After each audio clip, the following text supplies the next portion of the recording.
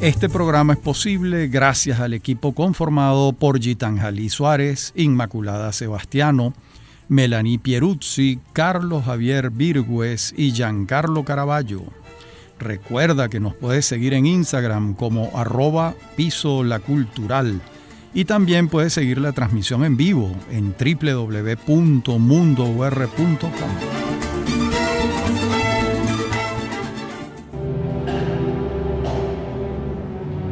Bienvenidos todos a Venezolanos en este cuarto capítulo de esta serie que venimos desarrollando, el trienio 1945-1948. Y en el programa, en el capítulo 3, estuvimos revisando las reacciones a los hechos del 18 de octubre de 1945. Entonces vimos, por ejemplo, la opinión de Rafael Caldera. Y hoy vamos a comenzar con la opinión de Arturo Uslar Pietri, que fue un acérrimo crítico de este proceso político. Son tantos los artículos y ensayos que dedicó Uslar a analizar el tema que es difícil escoger uno como representativo.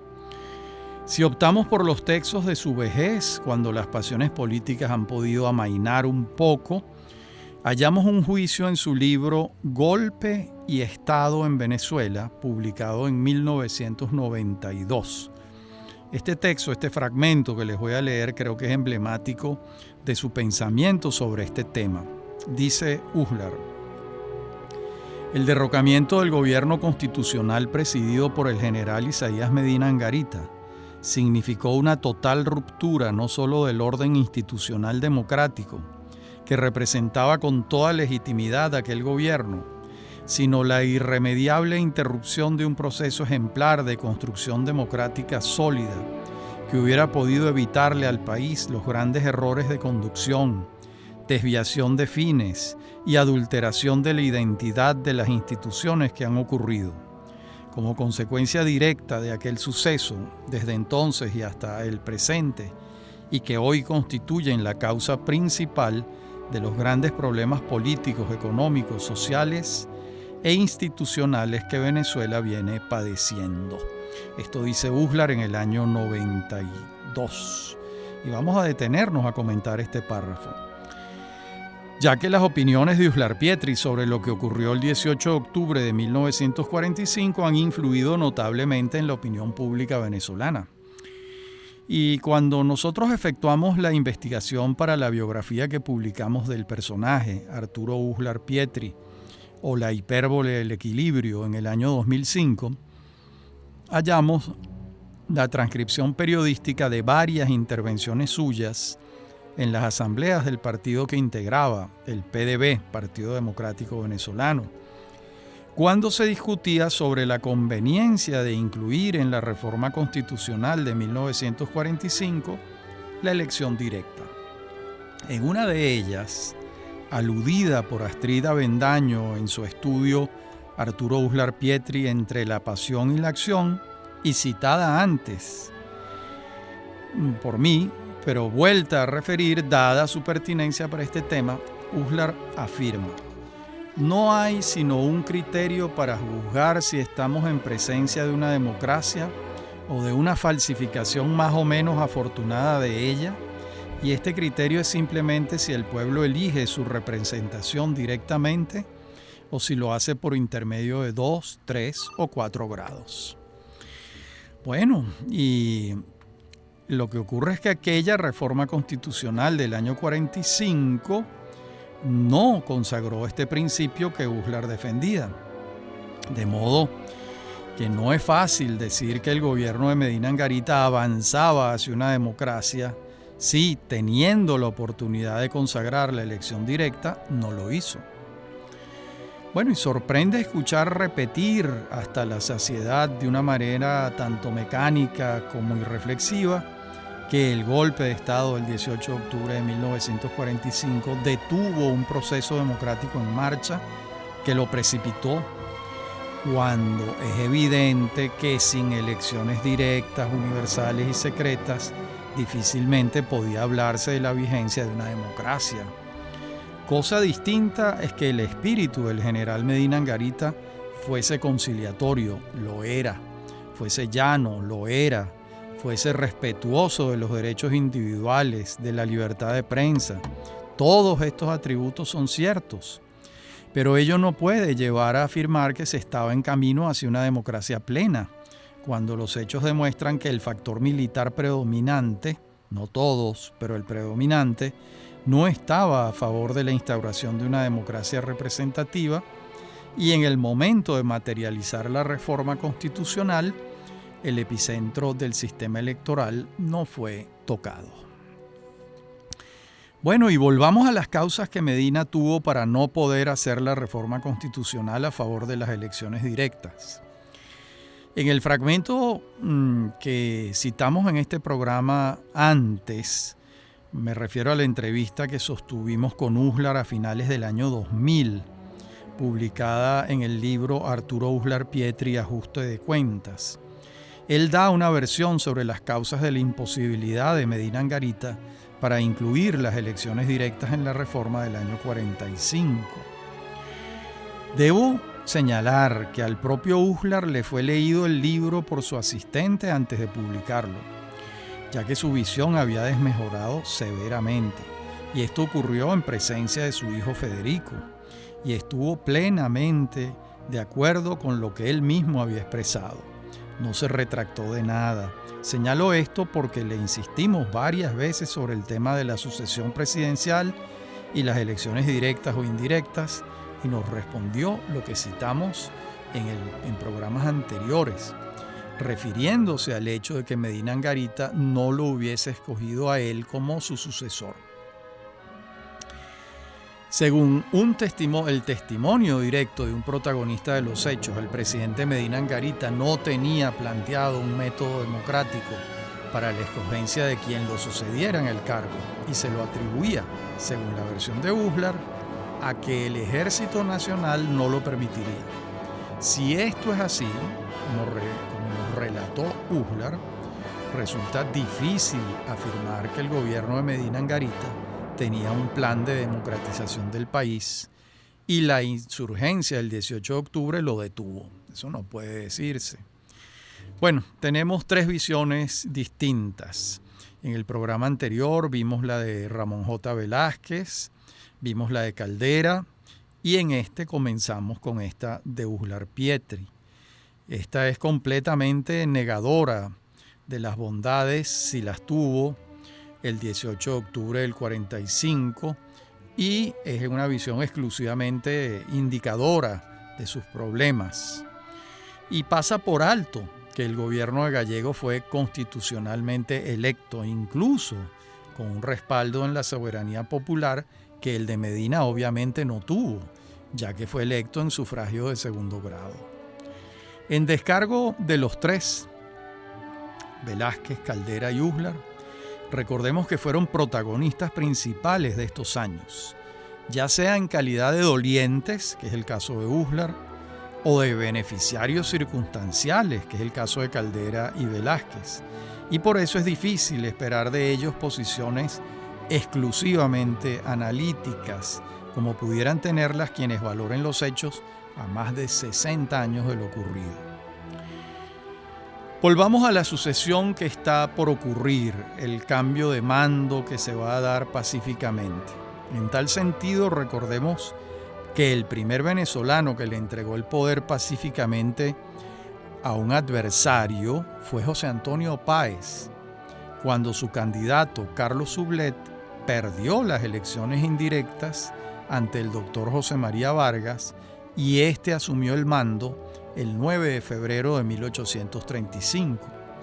Esto no vuelve a ocurrir en Venezuela sino hasta marzo de 1969, cuando Raúl Leoni, de Acción Democrática, le entrega la presidencia de la República a Rafael Caldera, de Copey.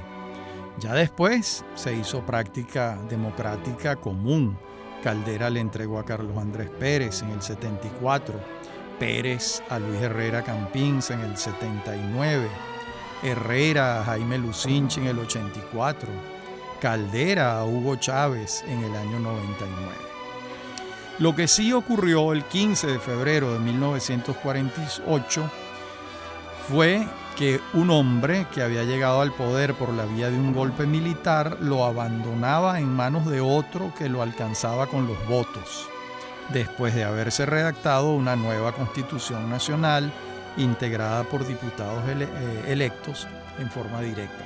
Por supuesto, nos estamos refiriendo a Rómulo Betancourt, que llega al poder por la vía de un golpe militar y le entrega el poder a Rómulo Gallegos, que llega al poder por la vía de unas elecciones universales, las primeras universales que hubo en Venezuela. Distintos fueron los casos de Julián Castro, que aventó del poder a José Tadeo Monagas en 1858, pero que salió del mismo por una causa judicial sin entregárselo a nadie. El de Joaquín Crespo, que derroca por las armas a Raimundo Andueza Palacio, estimula la redacción de una nueva constitución, la de 1893, y le entrega a Ignacio Andrade, pero después de un fraude electoral contra el Mocho Hernández en 1898. Bien, en la próxima parte del programa seguiremos viendo estos hechos y entraremos en el gobierno de Rómulo Gallegos. Ya regresamos.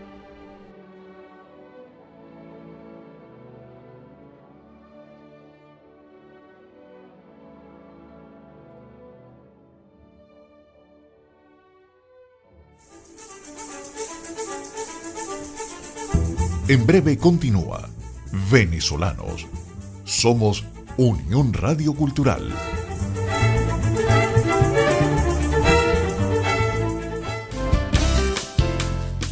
Estás escuchando Unión Radio Cultural. Este y otros programas de Venezolanos los puedes oír en formato podcast a través de Anchor.fm. Para alguna sugerencia sobre este espacio, pueden escribirnos al correo rafaelarraiz@hotmail.com. Somos Unión Radio Cultural.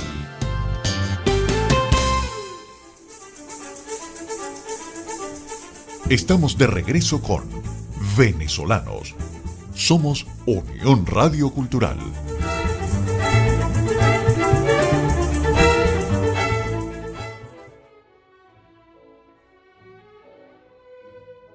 Bien, y veníamos hablando de este tema de las sucesiones presidenciales y desde el punto de vista de los avances del concepto de ciudadanía es evidente que el momento fue crucial. Por primera vez un presidente era electo por votación universal, conformándose la totalidad de los ciudadanos en edad de votar en sujetos políticos de un cambio histórico.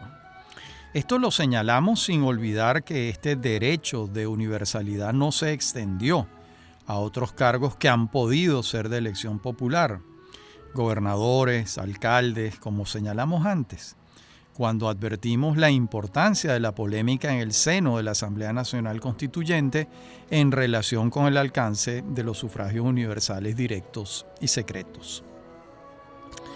Entonces se deshizo la ecuación según la cual a las autoridades las elegía el Ejército Nacional y pasó a seleccionarlas el pueblo, organizado a través de los mecanismos de representación de los partidos políticos. El cambio fue radical y la verdad era poco probable que los primeros afectados con ellos, los militares acostumbrados al mando y sin formación democrática, no esperasen el momento de reaccionar y recuperar su preeminencia. ¿No fue esto lo que finalmente pasó el 24 de noviembre de 1948, cuando una junta militar desconoció la voluntad popular y se abrogó las atribuciones del Poder Ejecutivo? No era esperable que un estamento militar educado en la verticalidad del mando, sin haber metabolizado los conceptos modernos del papel de las Fuerzas Armadas en las democracias occidentales, intentara recuperar el poder en cuanto la debilidad del estamento civil se lo permitiera. Pues sí, y así ocurrió. Y veremos luego que la argumentación ofrecida para regresar al mando no llegó a alcanzar rangos convincentes. Más allá del desnudo empeño de regresar a ejercer el poder, un sector de las Fuerzas Armadas, no todas las Fuerzas Armadas, como era tradición en Venezuela desde que el Ejército Nacional se erigió como la institución principal durante los gobiernos de Castro y Gómez. Bueno, y así llegamos al gobierno del novelista y maestro Rómulo Gallegos, quien estuvo ejerciendo la presidencia de la República entre el 15 de febrero y el 24 de noviembre de 1948, 9 meses y 9 días, en medio de ingentes dificultades originadas por el clima de agitación política permanente que se había adueñado del espíritu nacional a partir del 18 de octubre de 1945. La oposición arreció en sus ataques a Acción Democrática. Las fuerzas económicas establecidas también. Mientras, los cuarteles vivieron en un hervidero de diatribas y conspiraciones en torno al proyecto político que estaba en marcha. Para colmo, se develó una conspiración internacional que tenía previsto el bombardeo de Caracas el día de la toma de posesión de Gallegos. Esta conspiración la urdían desde sus países los dictadores Rafael Leónidas Trujillo, República Dominicana, y Anastasio Somoza, en Nicaragua, pero no pasó de un proyecto delirante que no se hizo realidad. Y abundan documentos desclasificados del Departamento de Estado de los Estados Unidos de Norteamérica que dan fe de la preocupación de su embajador acreditado en Caracas ante el cambio de mano del poder y el clima hirsuto, exaltado de la vida nacional. Esto lo revisa con detalle Simón Alberto Consalvi en su libro Auge y caída de Rómulo Gallegos, donde publica buena parte de estos documentos desclasificados. Veamos ahora la toma de posesión, el discurso de Gallegos y los actos convocados para la celebración, en la medida en que estos últimos tuvieron una importancia señalada para la transformación de la ciudadanía nacional. Los primeros momentos. El 15 de febrero de 1948 tuvo lugar en el Congreso Nacional el discurso de toma de posesión de Rómulo Gallegos. Después de su juramentación como presidente de la República ante el presidente del Poder Legislativo, que era Balmore Rodríguez. Los vicepresidentes eran Simón Gómez Malaret y Elvano Provenzali Heredia. Y el presidente de la Cámara de Diputados era Luis Lander, y los vicepresidentes eran César Morales Carrero y Jesús María Bianco. Este Congreso Nacional y sus directivas comenzaron funciones el 2 de febrero del año 48. Fue una disertación breve y, por supuesto, bellamente escrita, como era natural esperar. Comenzó reconociendo el valor de la Junta Revolucionaria de Gobierno cuando afirmó lo siguiente: 2 años largos han estado el escepticismo y la malicia, provenientes de continuada experiencia en burlas sufridas, dudando de la sinceridad republicana de la fundamental promesa de la Revolución de Octubre. Pero ya ha podido volver la confianza a los corazones de buena fe, porque al fin ha habido gobernante venezolano, 7 hombres que componían una sola persona política, que no mintió, que no engañó, que no traicionó. Por supuesto, se está refiriendo Gallegos a la promesa de los integrantes de la Junta Revolucionaria de Gobierno de no postularse como candidatos a la presidencia de la República. Y el cumplimiento de ese compromiso, por más que alguno de ellos haya pensado que no ha debido ser así.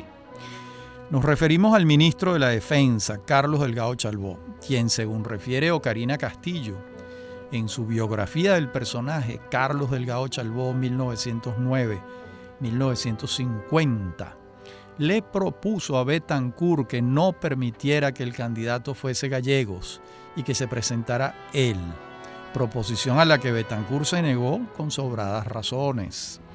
Esto se lo refiere así José Antonio Jacopini Zárraga a Castillo, en entrevista sostenida con motivo de la investigación que adelantó para su biografía.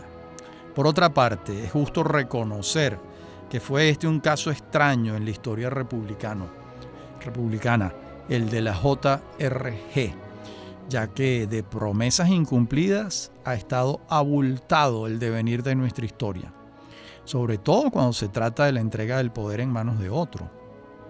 Sigue Gallegos, explicando por qué no constituye un gobierno de coalición nacional y sí uno de partido, y dice: espero que nadie, dotado de ideas positivas y claras a este respecto, pretenda que yo me haya comprometido a desnaturalizar la fuerza política que me rodea, homogénea y bien definida, componiendo gobierno con elementos de todos los partidos en que actualmente se divide la opinión.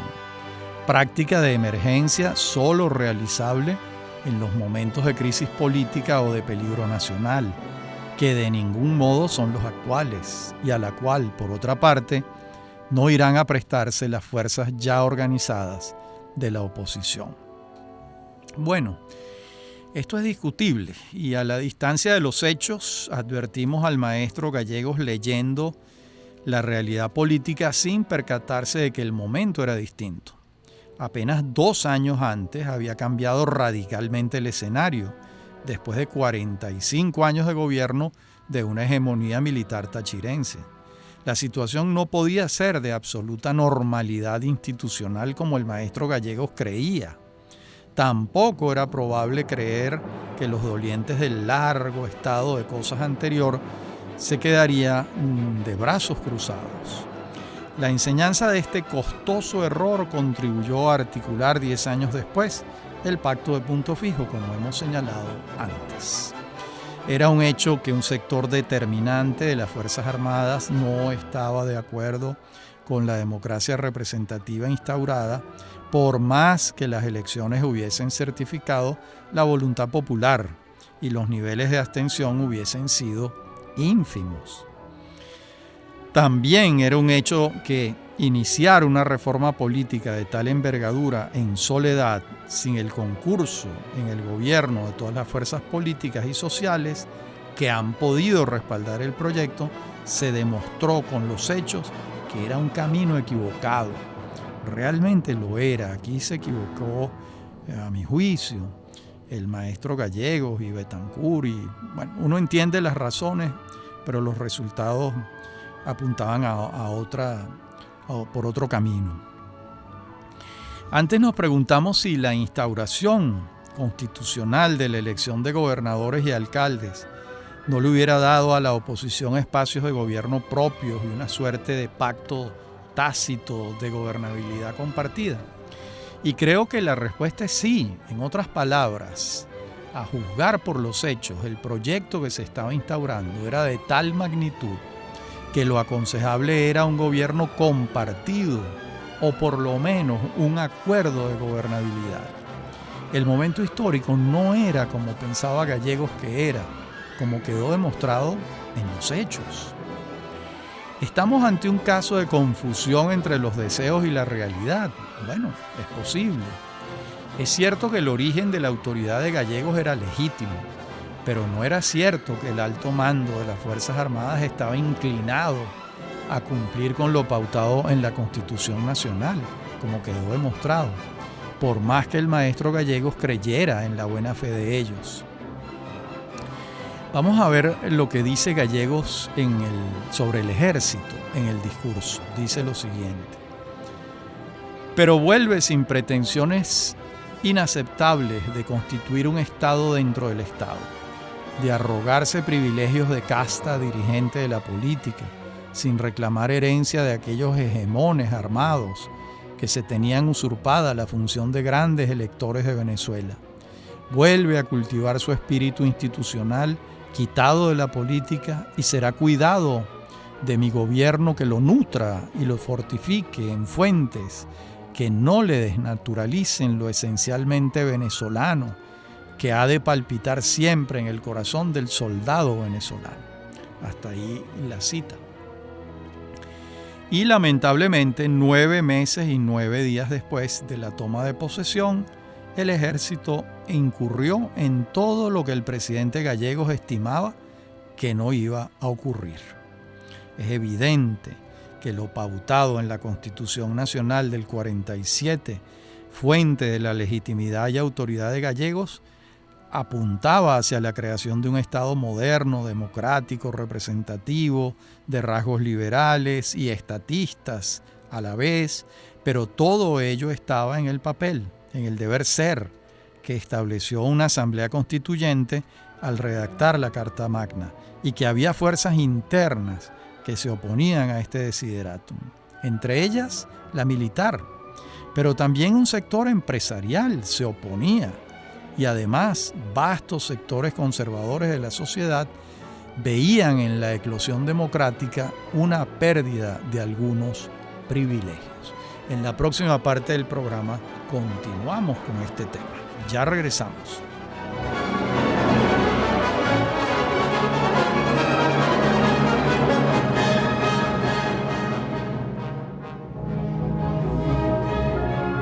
En la parte anterior del programa hablábamos de la pérdida de algunos privilegios de algunos sectores. Y sin ser oposición propiamente, la incipiente cultura política y ciudadana del venezolano de entonces conspiraba contra el proyecto, ya que no se contaba con masas convencidas de su importancia y las organizaciones sociales que hubieran podido articular una defensa poderosa del proyecto estaban recién nacidas. Además, lo anterior hace aflorar un hecho que no podemos olvidar. El concepto moderno de ciudadanía había dado pasos hacia adelante y los hemos enumerado con detalle, pero un sector reaccionario importante de la sociedad veía el juego político como un desorden. La participación organizada de sectores preteridos como una fuente de anarquía y las diferencias entre proyectos políticos distintos como una amenaza para la unidad nacional. Es decir, frente a los avances hubo una reacción conservadora de distintos grados. Por ejemplo, veremos luego cómo la Junta Militar que derroca a Gallegos derogará la Constitución del 47 y acogerá la de 1936 con las reformas de 1945. Pero se reservará la validación favorable y la aplicación de los aspectos de la de 1947 que consideren progresistas. Se erigen como árbitros sin serlo, una vez más. Por su parte, el gabinete ejecutivo nombrado por Gallegos refleja una continuidad en áreas neurálgicas. Vamos a ver. Carlos Delgado Chalbó continúa en el Ministerio de la Defensa, había estado con Betancur. Juan Pablo Pérez Alfonso continúa en el Ministerio de Fomento y Raúl Leoni en el Ministerio del Trabajo. Edgar Pardo Stolk sigue al frente del Ministerio de Obras Públicas y Edmundo Fernández permanece en el Ministerio de Sanidad y Asistencia Social. Los cambios ministeriales que introduce Gallegos estuvieron en la Cancillería, ahora detentada por Andrés Eloy Blanco, en el Ministerio de Relaciones Interiores, donde designó Gallegos a Eligio Anzola Anzola. En el Ministerio de Hacienda designó a Manuel Pérez Guerrero. En el Ministerio de Educación a Luis Beltrán Prieto Figueroa. En el Ministerio de Agricultura y Cría a Ricardo Montilla. En el Ministerio de Comunicaciones a Leonardo Ruiz Pineda. Y Gonzalo Barrios como secretario general de la Presidencia de la República. Y con motivo de la toma de posesión de Gallegos, dada la significación internacional del personaje, vinieron muchos invitados de otros países. La lista realmente asombra. Por ejemplo, vino Archibald MacLeish, un poeta laureado en los Estados Unidos, como representante personal del presidente Harry Truman. Vino Nicolás Guillén, Fernando Ortiz, Andrés y Duarte. Vino el biógrafo de Bolívar, Waldo Frank, Salvador Allende, Germán Arciniegas, Luis Alberto Sánchez. Y además tuvo lugar la llamada Fiesta de la Tradición, organizada por Juan Liscano y Abel Valmillana en el Nuevo Circo de Caracas. Esto fue un festival musical, dancístico, que se tiene como un hito de la cultura venezolana y de la comprensión de las manifestaciones folclóricas del país.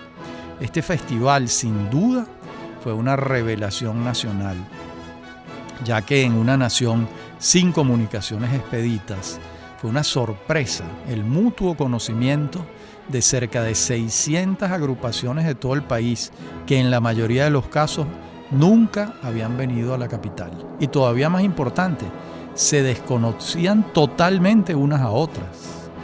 Recordemos que no existía la televisión. En este sentido fue un paso fundamental para el descubrimiento de las distintas zonas culturales de la nación entre sí y un puente hacia la conciencia venezolana de formar parte de una república. Y para los estudios de antropología y etnomusicología en Venezuela, este acontecimiento fue un hito, una piedra angular. Bueno, y tómese en cuenta que el acto celebratorio de la toma de posesión no consistió solo en un desfile militar, que lo hubo naturalmente, ni en un evento circunscrito exclusivamente al Palacio Federal Legislativo, que también lo hubo, sino que fue un evento del pueblo, representado por sus artistas, señalando así a otro protagonista de la vida social, distinto al hombre de armas e incluso distinto al hombre de partidos. El metamensaje que se quiso dar es evidente. Aquí está el pueblo de Venezuela cantando y bailando en escena frente a la comunidad y con testigos excepcionales del extranjero, además de los militares que desfilan con su armamento. La celebración fue netamente civil, más que militar como había sido antes, y los civiles escogidos fueron los humildes artistas del pueblo venezolano, gracias al trabajo de campo que durante años hizo Juan Liscano a lo largo de toda la geografía nacional. El cambio era notable. El 29 de abril de 1948, 2 meses y 2 semanas después del discurso de toma de posesión, el presidente Gallegos pronunció la alocución anual de rendición de cuentas que el jefe de Estado estaba constitucionalmente obligado a dar ante el Congreso Nacional, por más que tuviera muy breve tiempo al frente del Estado. Gallegos aprovechó la disertación para trazar un bosquejo de su filosofía política. Al referirse a lo contemplado en la Constitución Nacional del 47, afirmó: refiriéndose a la Carta Magna, dijo esto: democrática, popular, ampliamente garantizadora de los derechos políticos de la ciudadanía venezolana, mantenedora de los fundamentos liberales del orden social y al mismo tiempo previsiva de las formas de equilibrio económico y de justicia social a que forzosamente han de adaptarse los modos complejos del Estado moderno.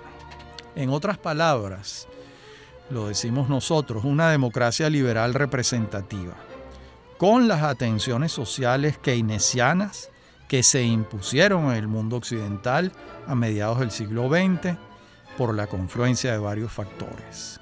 Más adelante, Gallegos se deslinda del comunismo, aunque esta ideología nunca formó parte de su instrumental intelectual, sí era causa de acusación permanente contra su partido y el gobierno de Betancur, ya que en sus orígenes, como está suficientemente documentado, Betancur y sus compañeros asumieron el marxismo como método de análisis histórico.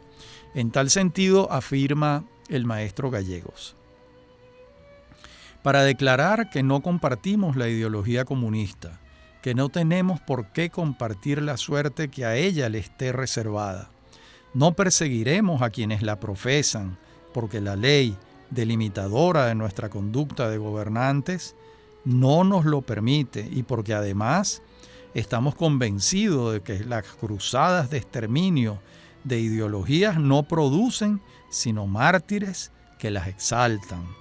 Estamos obligados a combatir el comunismo porque somos sinceros al no profesarlo, y lo combatimos con procedimientos lícitos y además eficaces, los más eficaces sin duda alguna, sustrayendo de la seducción de las promesas del marxismo el ansia de justicia y de bienestar que atormente el alma popular, y ello por medio de realizaciones prácticas, positivas y concretas.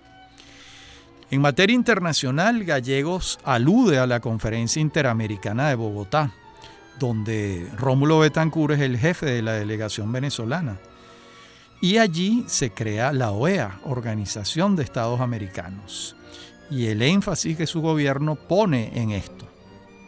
Alude Gallegos al lamentable asesinato de Jorge Eliezer Gaitán en Bogotá y se lamenta por los hechos de violencia ocurridos. Luego se detiene en temas administrativos y petroleros, señalando el gran incremento de los ingresos que el Estado percibe por el cobro de impuesto a las concesionarias. Después enumera lo hecho en materia de electrificación, vivienda, aviación comercial, navegación marítima y lo estructurado a partir de la creación de la CBF, Corporación Venezolana de Fomento. Anuncia, pues, la continuidad administrativa de lo hecho, evidenciándose que se trata de la extensión de un gobierno de su partido. Advierte los logros de la lucha contra la malaria y anuncia que los estudios para la construcción de la autopista Caracas-La Guaira están listos y que ya comenzaron los trabajos de movimientos de tierra. También anuncia que su gobierno colaborará con la Municipalidad de Caracas en la construcción de la Avenida Bolívar, ya proyectada. Continúa con una relación de lo hecho y por hacer en materia laboral y educativa. Y en este último aspecto es en el que pone más énfasis y le dedica mayor espacio. El discurso es importante y curiosamente se ha reproducido muy poco, escogiéndose preferiblemente el del 15 de febrero en la toma de posesión, sin duda también representativo de su pensamiento y de lo que sería su breve gobierno. Por cierto, quizás el señalamiento especial de la autopista Caracas-La Guaira por parte de Gallegos se deba a que fue un típico proyecto ejemplar de la continuidad administrativa entre el gobierno de la Junta Revolucionaria de Gobierno y el suyo, ya que Arcila Farías, don Eduardo, en su historia Centenario del Ministerio de Obras Públicas, destaca que los estudios se iniciaron en 1945 durante el gobierno de Medina Angarita y concluyeron en el 47, iniciándose la obra de inmediato. En la última parte del programa seguimos con esta historia del trienio. Ya regresamos.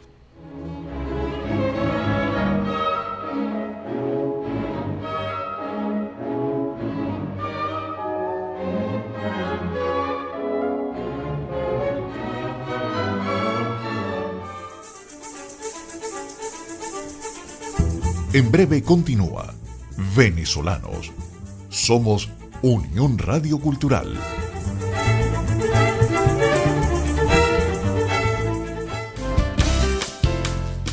Estás escuchando Unión Radio Cultural.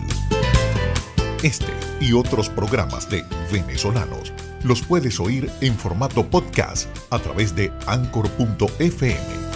Para alguna sugerencia sobre este espacio, pueden escribirnos al correo rafaelarraiz@hotmail.com.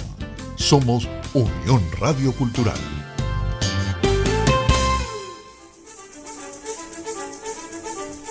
Estamos de regreso con Venezolanos. Somos Unión Radio Cultural.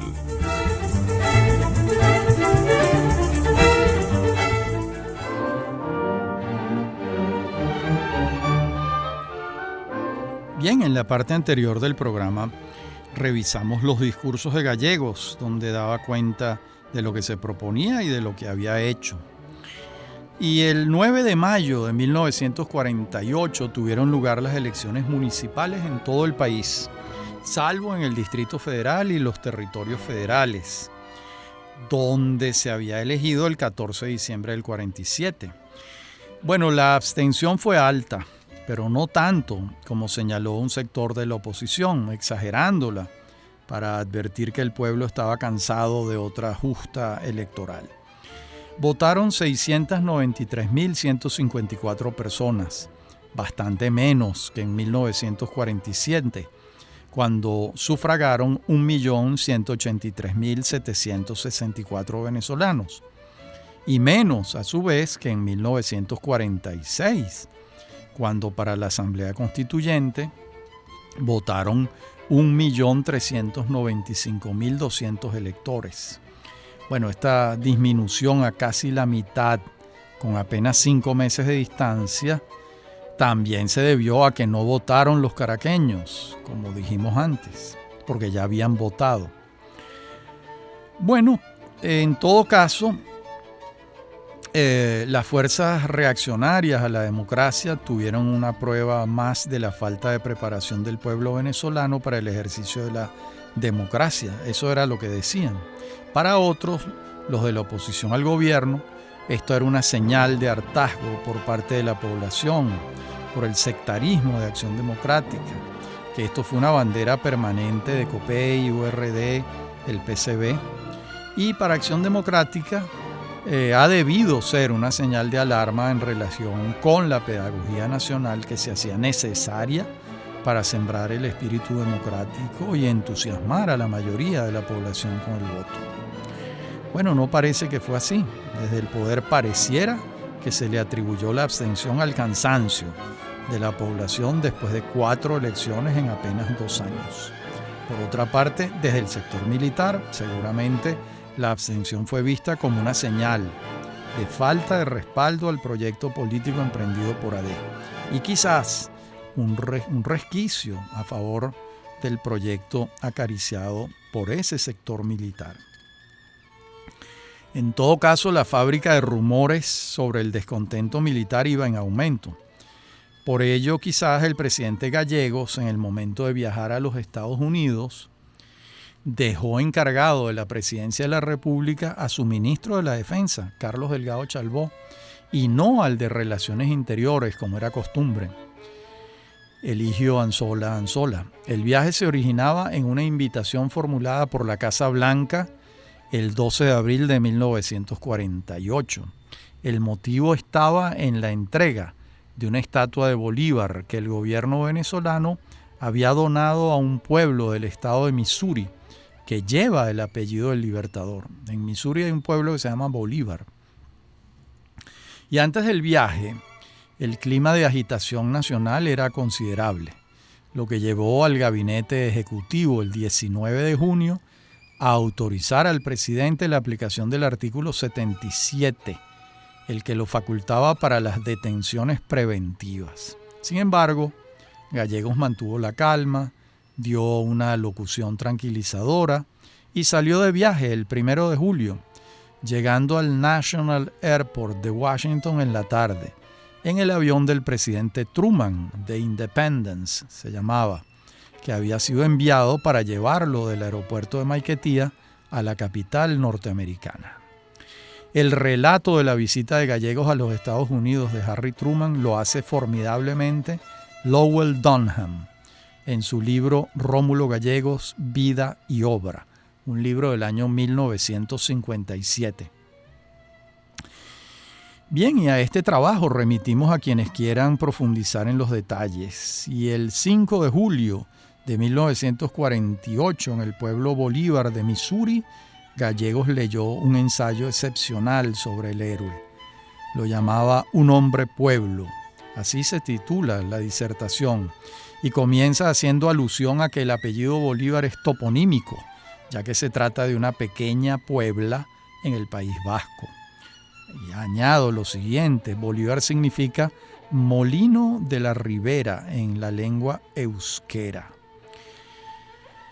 Bueno, y lo más significativo de la exaltación del Bolívar por parte de Gallegos fue lo siguiente. Dice Gallegos: pero viene al caso que enseguida debo aprovechar, pedirles a los maestros de escuela de esta tierra de magistrales disciplinas que no le hablen a sus discípulos del Bolívar de las batallas famosas, como no sea para enseñarles con ánimo educativo del propio amor, que en un mismo año fueron Ayala de Carabobo, decisiva de la libertad de mi patria, y aquí la Constitución de Missouri en estado de la Unión.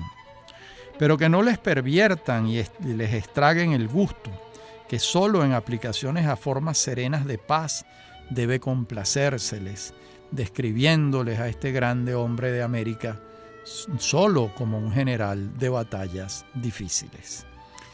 Bueno, hasta allí la cita. Y más adelante, para reforzar su tesis, apela a las palabras del propio Bolívar en el mensaje al Congreso de Cúcuta, en las que el héroe se lamenta por ser el hijo de la guerra y no un ciudadano para ser libre y para que todos lo sean. Después, en su discurso en la Universidad de Columbia, Gallegos, al recibir el doctorado honoris causa de manos del presidente de la universidad, el general Dwight Eisenhower, se centra en el tema del título de su disertación, De las letras a las armas, vinculado con el bolivariano anterior. Otra vuelta de tuerca sobre la voluntad de levantar la república, sobre hechos civiles, sin que por ello se niegue la necesidad de los militares, por supuesto. Como vemos, en los dos discursos se expresa el mismo norte de poner el énfasis en la ciudadanía, pasando la página guerrera y exaltándola solamente en caso de necesidad. Gallegos advertía el drama porque el caso venezolano históricamente era el de una república civil que por la fuerza de los hechos había estado intervenida por la impronta militar. Este tema, además, fue una constante del pensamiento de Gallegos desde que dirigía liceos o fundaba la revista Alborada en 1909 y ahora desde la tribuna presidencial seguía insistiendo en su prédica pedagógica, cuando su magisterio se había extendido más allá de las aulas, por supuesto. Y el 14 de julio regresó a Caracas en el Independence del presidente Truman, después de un periplo intenso. Mientras tanto, su ministro de la Defensa pasaba por una prueba de fuego. El presidente Gallegos quería a Carlos Delgado Chalbaud con especial acento. ¿Por qué? Delgado Chalbaud y su esposa vivieron en el apartamento que alquilaban los Gallegos en Barcelona, España, donde fueron tratados como parientes cercanos en 1935, cuando el escritor estaba en el exilio. Desde entonces, tanto don Rómulo como doña Teotiste tenían un particular afecto por la pareja, que entonces era de unos jóvenes de 26 años. Por esto y por otras razones, el presidente Gallegos le resultaba difícil creer que el comandante Delgado formara parte de una conjura en su contra.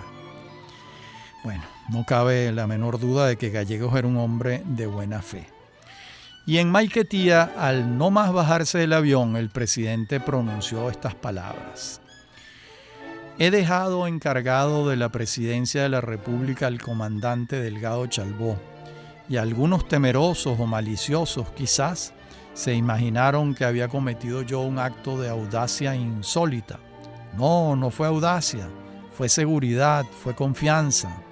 Yo estaba seguro de la clase de hombre, de la calidad humana del comandante Delgado Chalbaud, hombre en quien se puede tener confianza absoluta. Bueno, se equivocaba el maestro. En el sitio, inmediatamente respondió el comandante Delgado, aludiendo a la generosidad de las palabras del presidente y apuntando a que el honor que recibía lo aceptaba como integrante de las Fuerzas Armadas. El drama iba creciendo. Gallegos no podía creer que Delgado formara parte de una conspiración militar en su contra, y Delgado deshojaba la margarita ante lo que veía crecer ante sus ojos: el descontento del jefe del Estado Mayor, el comandante Marcos Pérez Jiménez, cada día más enconado, aunque disimulaba, contra la presidencia de Gallegos, alegando que el descontento era de las Fuerzas Armadas en general y no suyo exclusivamente. Estamos en julio de 1948.